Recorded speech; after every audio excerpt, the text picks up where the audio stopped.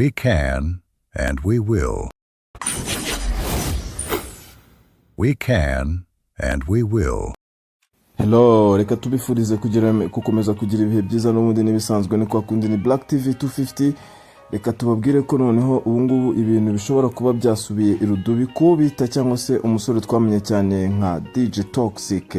DJ Toxic rero ushobora kwibaza ngo ni ibiki byabayeho cyangwa se gahunda zagenze guce. DJ Toxic murabizi ko ni umuhungu mu bihe cyashize yashinjijwe ibikorwa byinshi cyane byo kuba yarafatanywe ibiyobyabwenge ndetse no kugonga umupolisi akamwica, akaza kuba yarafashwe ari guhunga.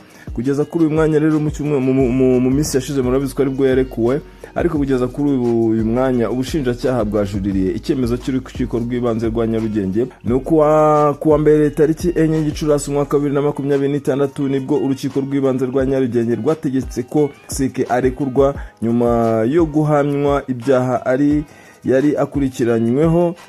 Ikinyamakuru cyitwa Inyarwanda yamenye ko ubushinjacyaha bwahise bujuririra icyo cyemezo. Urukiko rw'ibanze rwa Nyarugenge rwahanishije Toxic gutanga izahabu ya miliyoni n'ibihumbi 50 y'amafaranga y'u Rwanda ndetse no gukora imirimo nyungu rusange mu gihe cy'amezi 3, ariko igihano cyo gukora iyo mirimo gisubikwa mu gihe cy'amezi 6. Byatumye arekurwa icyemezo igihe cyari kimaze gusomwa. Urukiko kandi rwategetse ko urumogi rwafatiriwe rungana na grama 2 rutwikwa n'inzego zibishinzwe.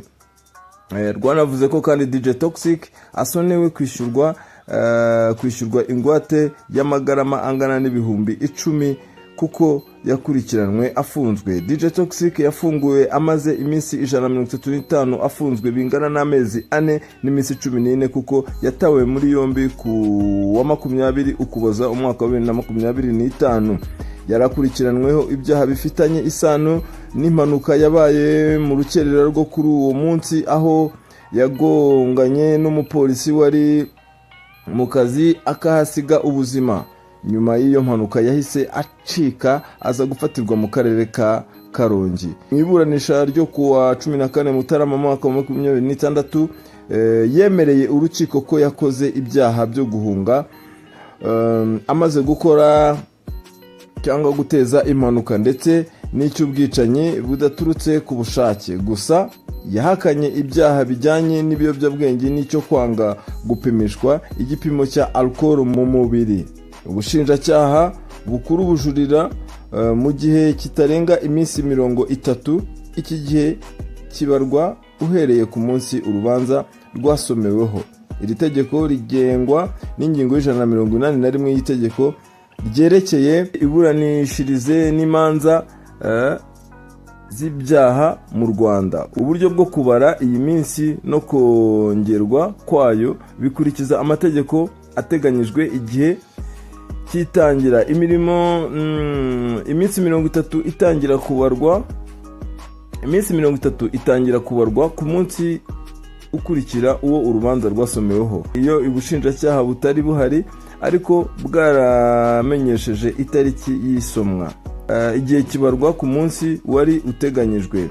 Iyo imyanzuro y'urukiko itinze gushyirwa muri sisitemu y'inkiko, igihe cyo kujurira gishobora guhera ku itariki nyakuri y'imyanzuro yabonekeyeho. Ni ukuvuga ngo rero uyu musore DJ Toxic ubushinjacyaha bwajuririye icyaha cy'uko ashobora kuba yararekuwe cyangwa se kuba yarashinjijwe ibiyobyabwenge, ariko we nubwo yabihakanye akanga no gupimwa. Ibyo byose ni ibyaha ubushinjacyaha bwagendeho bujurira ko DJ Toxic yakongera agasubizwa imbere y'ubutabera. Ibyo byose biribazwa n'abantu benshi cyane, ariko none DJ Toxic we ku giti cye na n'uyu mwanya aracyari kubarizwa mu Rwanda. No muri weekend ishize yarakoze rwose abantu bitabiriye cyangwa se abageze aho bita Coco Bean, hariya umushoramari bita Cobra, aho hahoze Sun City, Coco Bean ndetse na Cadillac.